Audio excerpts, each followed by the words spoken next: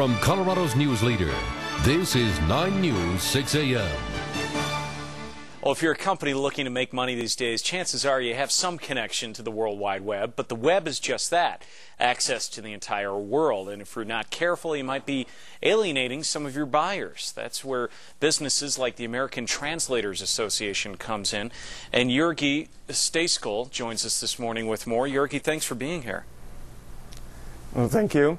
First, I want to tell you that it's quite exciting to be in translation business right now, as American companies are going global and they are beginning to realize that they really have to get the translation piece of their globalization effort right, which is where we come in, of course. And on that note, why is it so important? A lot of companies probably forget that, where you're getting in touch with the World Wide Web outside of the U.S., globally?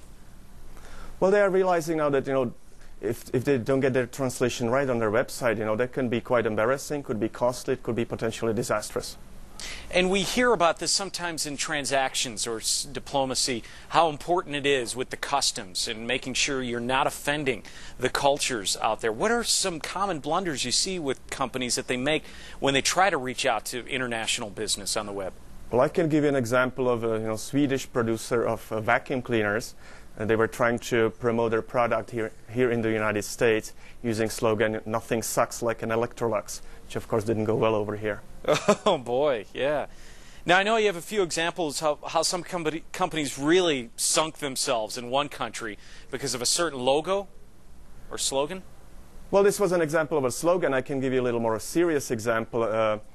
Several years ago, a producer of baby formula was exporting their product to Spanish-speaking country, and they did not have the label on the product translated correctly, and it actually could, if the users were to follow the instructions, it could result in illness or even death.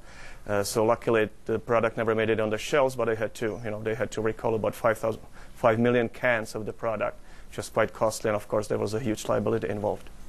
For people who don't have a company but just want to chat in other languages, what are some dangers that come along with translation tools like Babelfish and other services on the net?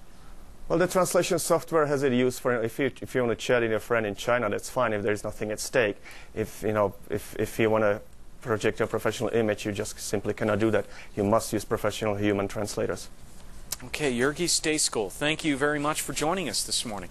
Thank you for having me. For more information on how to make your website internationally friendly, log on to 9news.com and click on Seen on 9 News, and then look for the link to Weekends. We'll be back.